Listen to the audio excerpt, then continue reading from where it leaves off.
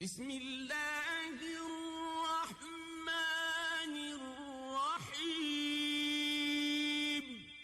حکایات صحابہ میں سے ہے حضرت سہیل بن حنظلیہ کی عادت اور خریم رضی اللہ تعالیٰ عنہ کا بال کٹوا دینا۔ دمشق میں سہیل بن حنظلیہ نامی ایک صحابی رہا کرتے تھے جو نہایت یکسو تھے، بہت کم کسی سے ملتے جلتے تھے، کہیں آتے جاتے بھی نہ تھے، دن بھر نماز میں مشغول رہتے یا تسبیح اور وظائف میں مسجد میں آتے جاتے۔ راستے میں حضرت ابو درداء رضی اللہ تعالیٰ عنہ پر جو مشہور صحابی ہیں گزر بھی ہوتا تھا۔ ابو درداء فرماتے کہ کوئی چیز خیر کی، کوئی اچھا کلمہ سناتے جاؤ، تمہیں کوئی نقصان نہیں ہوگا، ہمیں نفع ہو جائے گا۔ تو وہ کوئی واقعہ حضور صلی اللہ علیہ وسلم کے زمانے کا یا کوئی حدیث سنا دیتے۔ ایک مرتبہ اس طرح جا رہے تھے، ابو درداء رضی اللہ تعالیٰ عنہ نے معمول کے موافق درخواست کی کہ کوئی اچھی بات سناتے جائیں۔ کہنے لگے کہ ایک مرتبہ رسول اقدس صلی اللہ علیہ وسلم نے ارشاد فرمایا کہ خریم اسدی اچھا آدمی ہے اگر دو باتیں اس میں نہ ہوں، ایک سر کے بال بہت بڑے رہتے ہیں، دوسرے لنگی ٹخنوں کے نیچے باندھتا ہے۔ خریم اسدی بڑا اچھا آدمی ہے اگر اس میں یہ دو خرابیاں نہ ہوں، ایک تو بال اس کے بہت بڑے ہیں، دوسرا پائنچے اس کے ٹخنوں سے نیچے ہیں، ازار ٹخنوں سے نیچے ہیں۔ ان کو حضور صلی اللہ علیہ وسلم کا یہ ارشاد پہنچا تو فوراً چاقو لے کر کے بال کانوں کے نیچے سے کاٹ دیے اور لنگی آدھی پنڈلی تک باندھنا شروع کر دی۔ فائدہ بس روایتوں میں آتا ہے کہ خود حضور اقدس صلی اللہ علیہ وسلم نے ان سے ان دونوں باتوں کو ارشاد فرمایا اور انہوں نے قسم کھا کر کے کہا اب سے ایسی حرکتیں نہیں ہوں گی، مگر دونوں روایتوں میں کچھ اشکال نہیں۔ یہ ہو سکتا ہے کہ خود ان سے بھی ارشاد فرمایا ہو اور غیبت میں غائبانہ بھی ارشاد فرمایا ہو، جو سننے والے نے جا کر کے ان سے عرض کر دیا۔ مسلمان ہونے کے ناطے ہم سب کے اوپر لازم ہے، کوئی چیز کتنی بھی محبوب ہو، کتنی بھی آپ کی چاہت اور خواہش ہو، لیکن اگر سنت کے خلاف ہے، شریعت اس کو پسند نہیں کرتی تو فوری طور پر اس کو کاٹ دینا چاہیے۔ حالانکہ جن لوگوں کے بڑے بال ہوتے ہیں ان کی بڑی محبت ہوتی ہے۔ ہم نے کئی ایسے لوگ دیکھے ہیں بڑے بالوں کی محبت کی وجہ سے مدرسہ چھوڑ دیتے ہیں، عالم کا کورس چھوڑ دیتے ہیں، بال نہیں کٹاتے۔ ہمارا ایک کزن تھا، کلرک تھا، اور اس کے بال زیادہ بڑے بھی نہیں ہوتے تھے لیکن کبھی منڈاتا نہیں تھا، اور ڈاکٹروں نے کسی بیماری کی وجہ سے بولا کہ اس کے بال کاٹنے پڑیں گے۔ ابھی یہ بالکل تیار نہیں تھا، لیکن دیہاتی ماحول کے اندر یہ ممکن نہیں ہوتا کہ ابو بیٹے کو کوئی بات بولے اور بیٹا بولے نہیں میں نہیں کرتا، ایسا نہیں ہو سکتا۔ حالانکہ اس وقت میں بیٹے کی عمر بھی کم از کم، میرے کزن کی کم از کم 45-46 سال عمر تھی، لیکن اس کے ابو اور میرے ابو دونوں بھائی تھے۔ یہ جیسے ہی وہاں ان کے گھر میں گئے تو بولا بیٹا ڈاکٹر نے بولا ہے کہ بال کٹاؤ، خاموش ہو گیا، نہ بھی نہیں کر سکتا اور دل سے راضی بھی نہیں تھا۔ اسی نائی کو بلایا، اس نے مونڈنا شروع کر دیا، اس کی آنکھوں سے آنسو بہنا شروع ہو گئے، اتنی یعنی اس کو دکھ ہوا۔ لیکن وہ صحابی بھی اسی طریقے سے، اس کی چاہت خواہش نہیں تھی بال کٹانے کی، لیکن جب رسول اللہ صلی اللہ علیہ وسلم کی بات کا پتہ لگا تو اسی ٹائم پر کٹا دیے، یعنی 1 منٹ بھی دیر نہ ہو جائے، بھائی بلڈ کہاں، استرا کہاں، نائی کہاں، حجام کو کہیں سے دیکھوں نہیں، جو چھرا کوئی ہاتھ میں تھا اسی سے ہی بال کاٹ دیے کہ پیغمبر کریم کے فرمان کو ماننے میں کچھ دیر نہ لگ جائے۔ اور اسی طرح سے پائنچے یہ نہیں کہ درزی کے پاس جاؤں گا اور اس سے اچھی طرح سے کٹاؤں گا، نہیں بھائی، پیغمبر کریم خوش نہیں ہے تو بس اسی ٹائم پر کٹا دیا۔ اور آج ہم اللہ معاف فرمائے ہم مسلمان ہیں، بالکل وہی باتیں وہی فرمان آج ہمارے مسلمان بچے کے سامنے آتا ہے، مسلمان بندے کے سامنے آتا ہے، چھوٹا ہو بڑا ہو، کہ بھائی پائنچے ٹخنوں سے نیچے رکھنا شریعت پسند نہیں کرتی، پیغمبر کریم نے منع کیا ہے، لیکن کسی کو احساس ہی نہیں ہوتا۔ کتنی افسوس کی بات ہے۔ اگر کسی بچے کو بول دو، کسی آدمی کو بول دو، بھائی پیغمبر کریم نے ایک بندے کو دیکھا کہ اسی کے بال آگے سے بڑے ہیں، سائیڈوں سے کٹے ہیں، پیغمبر کریم نے فرمایا کہ برابر کر دو، یا پورے کاٹو یا پورے باقی رکھو۔ اور آج اگر کسی کو یہی بات بتلاتے ہیں تو سننے کے لیے تیار نہیں ہوتا، اگر کسی نے اس کو سمجھایا تو دوسری مرتبہ وہاں آنے کے لیے تیار نہیں ہوتا، نہیں یار اس استاد کے پاس جاؤ نا، تو یہ پھر ڈانٹ دیتا ہے کہ بال ایسے کیوں رکھے ہیں۔ یہ اسلامی ذہن نہ ہونے کی وجہ سے ہوتا ہے۔ کوشش کریں پیغمبر کریم کی بات کا حوالہ آ جائے، نبی پاک کا تذکرہ آ جائے، شریعت کا تذکرہ آ جائے، بس کوئی بھی سامنے بہانہ شہانہ نہ کرو، فوری طور پر اس پر عمل کرو، اللہ تعالیٰ کی طرف سے آپ کو ضرور اس کا برکتیں ملیں گی اور فائدہ ملے گا انشاءاللہ۔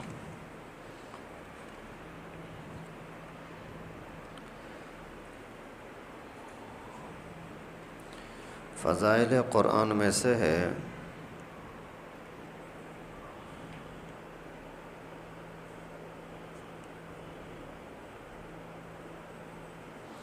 حضرت انس رضی اللہ تعالیٰ عنہ سے روایت ہے، قال قال رسول اللہ صلی اللہ علیہ وسلم ان للہ اہلین من الناس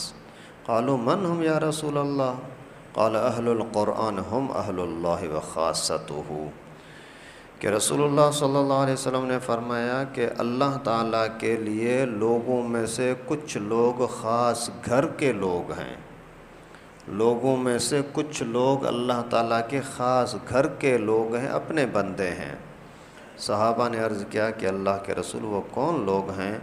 فرمایا قرآن شریف والے، کہ وہ اللہ کے اہل ہیں اور خاص لوگ ہیں، خاص بندے ہیں۔ یہ روایت سنن نسائی کے اندر، سنن ابن ماجہ کے اندر اور احمد حاکم سب کتابوں کے اندر یہ روایت لکھی ہے، قرآن والے اللہ کے گھر کے بندے ہیں۔ دنیا کے اندر اگر کوئی بندہ اس طرح سے بات کرتا ہے نا، یار یہ تو ہمارا اپنا بندہ ہے، اس کو میں جیسے بولوں گا وہی کرے گا، تو قرآن والا اللہ تعالیٰ کا اپنا بندہ ہے، قرآن والا اللہ کا اپنا بندہ ہے۔ اور اللہ تعالیٰ کا کرم دیکھو، یہ راستہ ہمارے لیے آسان کر دیا۔ آپ اپنے بیٹے کو اگر مدرسے کے حوالے کر دو، قرآن کے حوالے کر دو، سمجھو کہ اللہ کے حوالے ہو گیا۔ جب آپ کا بیٹا اللہ رب العالمین کا اپنا بندہ بن گیا، پھر آپ کو کیا پریشانی ہے؟ اس وجہ سے بچوں کو مدرسوں کے حوالے کرو۔ جمعے میں بھی میں نے آپ کو یہی باتیں کیں کہ آپ مدرسوں کے ساتھ تعلق رکھو، اپنے بچوں کو نبی کا وارث بناؤ، دنیا میں بھی آپ کے لیے بھلائی ہوگی، قبر برزخ میں بھی بھلائی ہوگی، آخرت میں بھی بھلائی ہوگی۔ فائدہ، قرآن والے وہ لوگ ہیں جو ہر وقت قرآن پاک میں مشغول رہتے ہیں، اس کے ساتھ خصوصیت رکھتے ہیں، ان کا اللہ کے اہل اور خاص ہونا ظاہر ہے۔ صبح کو فجر کی نماز سے پہلے مدرسے کے طلباء قرآن پڑھنا شروع کرتے ہیں ناشتے تک، ناشتہ کرنے کے بعد پھر قرآن پاک میں لگ جاتے ہیں، قرآن پڑھنے کے اندر سبق سنایا، سب کی سنائی، دور منزل سنایا، 11:30 12 بجے تک، پھر گھنٹے ڈیڑھ گھنٹے کا وقفہ ہوا، پھر قرآن میں لگ جائیں گے عصر تک،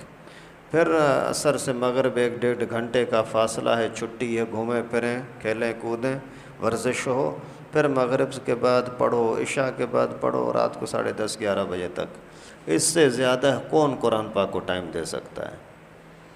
وہ بچہ، آپ کا بیٹا جتنا ٹائم قرآن پڑھتا رہے گا، اللہ رب العالمین کی طرف سے آپ کے گھر میں برکتیں آتی رہیں گی۔ جیسے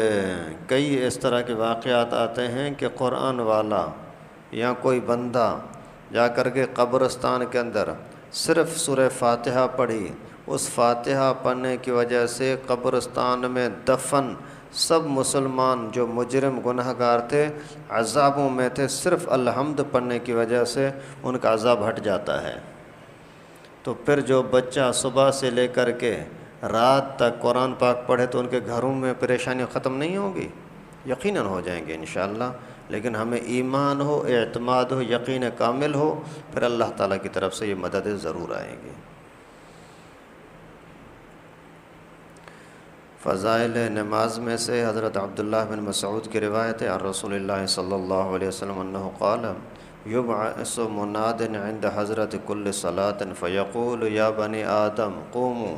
فاطفئوا ما اوقدتم علی انفسکم فیقومون فیتطہرون ویصلون الظہر فیغفر لهم ما بینها فاذا حضرت العصر بینہما فإذا حضرت العصر فمثل ذلك فإذا حضرت المغرب فمثل ذلك فإذا حضرت العتمة فمثل ذلك فينامون فمدلج من في خير ومدلج في شر رواہ الطبرانی۔ کہ رسول اللہ صلی اللہ علیہ وسلم کا فرمان ہے کہ جب نماز کا وقت آتا ہے تو ایک فرشتہ اعلان کرتا ہے کہ اے آدم کی اولاد، اے انسانو اٹھو،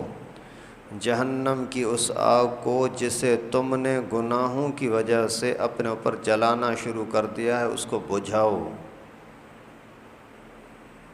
انسان جب گناہ کرتا ہے تو نتیجے کے اندر آگ بھڑکتی ہے، گناہ کی وجہ سے آگ بھڑکتی ہے، جیسے دنیا میں نافرمانی کی وجہ سے سامنے والے کو غصہ آتا ہے۔ ایک بزرگ کے پاس کوئی بادشاہ گیا، جا کر کے بولا بزرگ میں نے آپ کی بڑی تعریفیں سنی ہیں، آپ مہربانی کرو اب اسی جھونپڑی میں جنگل میں رہنے کو چھوڑ کر کے میرے محل میں آپ کو میں جگہ دیتا ہوں، وہاں ٹھہرو۔ تو یہ جانا نہیں چاہ رہا تھا لیکن جان چھڑا بھی نہیں سکتا تھا۔ اس نے بزرگ نے عرض کیا کہ حضرت بات یہ ہے اگر میں آپ کے پاس آ جاؤں، کوئی بات آپ کی نافرمانی کی ہو جائے، آپ ناراض تو نہیں ہوں گے؟ تو اس نے بولا یہ بھی کوئی بات ہے، میرے پاس آؤ گے پھر نافرمانی کرو گے، پھر میں آپ کو گھر میں رہنے دوں گا، آپ کو نکالوں گا نہیں؟ تو اس کا غصہ دیکھ کر کے بزرگ نے فرمایا ابھی تو میں نے تیری نافرمانی نہیں کی، صرف بات کی اور تو گھر سے نکالنے کی دھمکیاں دے رہا ہے۔ میں اللہ رب العالمین کے سامنے تو اتنا لاڈلا ہوں کہ کتنی بھی نافرمانیاں ہو جاتی ہیں لیکن کبھی بھی اللہ تعالیٰ نے مجھے گھر سے نکالا نہیں، اپنے نام لینے کی توفیق چھینی نہیں، رزق روزی کا سلسلہ میرا بند نہیں کیا، تو پھر میں ایسے رحیم کریم مہربان رب کو چھوڑ کر کے تیرے جیسا بے وفا اور غیر ضروری غصہ کرنے والے کے پاس کیوں آؤں؟ تو گناہوں کی وجہ سے ناراضگی تو ویسے ہی غصہ آتا ہے نا، تو انسان جب گناہ کرتا ہے تو آگ بھڑکتی ہے، فرشتہ اعلان کرتا ہے اے بندہ تم نے جو اپنے گناہوں کی بدولت آگ بھڑکائی ہے ان کو بجھانے کے لیے اٹھو، نماز پڑھو۔ چنانچہ دیندار لوگ اٹھتے ہیں، وضو کرتے ہیں، ظہر کی نماز پڑھتے ہیں، جس کی وجہ سے ان کے گناہوں کی صبح سے ظہر تک کی بخشش کر دی جاتی ہے۔ اسی طرح پھر عصر کے وقت، پھر مغرب کے وقت، پھر عشاء کے وقت، غرض ہر نماز کے وقت یہی صورت ہوتی ہے۔ عشاء کے بعد لوگ سونے میں مشغول ہو جاتے ہیں، اس کے بعد اندھیری میں بعض لوگ برائیوں، زناکاری، بدکاری، چوری وغیرہ کی طرف چل دیتے ہیں، بعض لوگ بھلائیوں، نماز، وظیفہ، ذکر وغیرہ کی طرف چلنے لگتے ہیں۔ یہی طریقہ ہے نیک لوگوں کا کہ وہ نماز کے ٹائم پر نماز کو ضائع نہیں کرتے، اور برے لوگوں کو اس احساس نہیں ہوتا، ان کے لیے آگ بھڑکتی ہی رہتی ہے۔ اللہ تعالیٰ سے دعا ہے کہ اللہ پاک ہم سب کو نماز کی پابندی کرنے کی توفیق نصیب فرمائے۔ جو کچھ سنا پڑھا اللہ رب العالمین عمل کی توفیق نصیب فرمائے، ہر طرح کی نافرمانی سے بچنے کی اپنے فضل و کرم سے توفیق نصیب فرمائے۔ وآخر دعوانا ان الحمد للہ رب العالمین۔